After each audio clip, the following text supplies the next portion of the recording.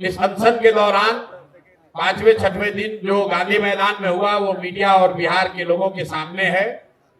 तो 4-5 दिन सोचने समझने के बाद अब हम लोगों ने ये तय किया है कि सिर्फ अब छात्रों की लड़ाई लड़ने से बात नहीं बनेगी, कहीं न कहीं बिहार में गांधी जी के बताए हुए रास्ते को लेकर आगे चलने की जरूरत है। समाज में लोगों को जगाने समझाने की जरूरत है। इसलिए आज से यहाँ से जन सुराज के साथियों के साथ, छात्र मित्रों के साथ हम लोग इस सत्याग्रह की शुरुआत कर रहे हैं। गांधी मैदान से तो पुलिस ने उठा दिया, लेकिन अब मैं जहाँ रहता हूँ उसको छोड़कर इसी आश्रम में जो आप ये व्यवस्था देख रहे हैं, जो अभी बनने की प्रक्रिया में है, अब यहीं पर रहेंगे और यहीं से जन सुराज का सारा कार्यक्रम चलाया जाएगा। लेकिन उससे बढ़कर इस जगह को हम लोग इस तरह से बनाना, विकसित करना चाहते हैं ताकि बिहार का हर वो व्यक्ति जो यहाँ की व्यवस्था से दुखित है, यहाँ की व्यवस्था का पीड़ित है, उन सारे लोगों के लिए ये प्लेटफॉर्म, ये आश्रम आवाज बने, उनके साथ हम लोग खड़े हो सके, उनके दुख दर्द के साथी बन सके। इस संकल्प से मैं इस आश्रम की, जिसका नाम हम लोगों ने बिहार सत्याग्रह आश्रम दिया है, ताकि बिहार के समाज के हर उस वर्ग को जिसके साथ जाति हुई है, जिसके साथ व्यवस्था ने गलती करी है, वो यहाँ आ सके और इस व्यवस्था के तहत जुड़कर अपनी बात को मजबूती से रख सके, बिना ये डरे हुए कि पुलिस वाले आकर उन पर लाठी चलाएंगे, बिना इस बात से डरे हुए कि सत्ता के लोग उनको डराएंगे, धमकाएंगे। ये आश्रम इस बात का भी एक प्रतीक बनना चाहिए कि शांतिपूर्ण तरीके से बिहार में जो एक व्यवस्था बना दी है सरकार ने, कि जिसको भी व्यवस्था से कोई शिकायत है, कोई भी कोई आवाज लगाता है, तो सरकार उसको उपद्रवी बताती है। सरकार उसको लॉ एंड ऑर्डर का मुद्दा बनाकर उन पर लाठी चलाती है। तो इस आश्रम को इसीलिए बाकायदा सरकार से परमिशन लेकर, ये जमीन जो लोग अपना होने का दावा करते हैं उनको पैसा रेंट देकर,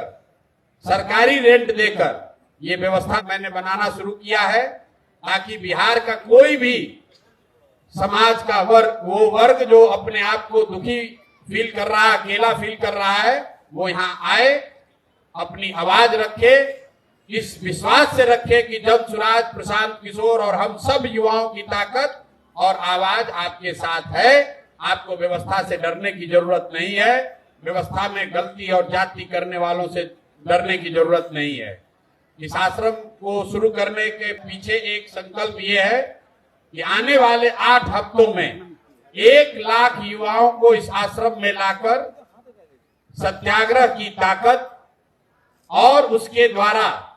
बिहार के समाज की चेतना को पुनर्जीवित करने के लिए ऐसे 1 लाख छात्रों को, युवाओं को यहां से प्रशिक्षित करेंगे, ताकि वो जाएं और बिहार की समाज को जगाएं, उनको बताएं, समझाएं कि मेरे भाई, जातीय और धार्मिक उन्माद में पड़कर जब तक वोट देते रहोगे, तब तक इसी तरह की असंवेदनशील व्यवस्था को आपको झेलना पड़ेगा। एक बार अपने और अपने बच्चों के भविष्य के लिए, उनके अच्छी शिक्षा के लिए, उनके रोजगार के लिए, बिहार में पलायन बंद हो उसके लिए, किसानों की समृद्धि हो इसके लिए, महिलाओं को रोजगार मिले इसके लिए, इन संकल्पों के साथ ये रास्ता युवाओं को मिले कि सत्याग्रह के जरिए इन संकल्पों को कैसे पूरा किया जा सकता है। इसी उद्देश्य से अगले 8 हफ्ते कम से कम इस आश्रम में रहेंगे, परमानेंट रहेंगे और यहीं से उन युवाओं के साथ मिलकर उनको प्रशिक्षित करके पूरे बिहार के समाज को जगाने समझाने का प्रयास किया जाएगा। और इसी संकल्प को लेकर अब इस सत्याग्रह की यहाँ से शुरुआत कर रहे हैं। प्रशासन को, सरकार को कोई डरने की जरूरत नहीं है। हम लोग कोई रैली नहीं करने वाले हैं, कोई धरना प्रदर्शन नहीं करने वाले हैं, सड़कों पर तोड़ फोड़ नहीं करने वाले हैं, लेकिन बिहार में सत्य की राज की स्थापना हो, इसके लिए युवाओं को जगाने समझाने वाले। बिहार में सत्य के राज की स्थापना हो, इसलिए ये सत्याग्रह शुरू कर रहे हैं।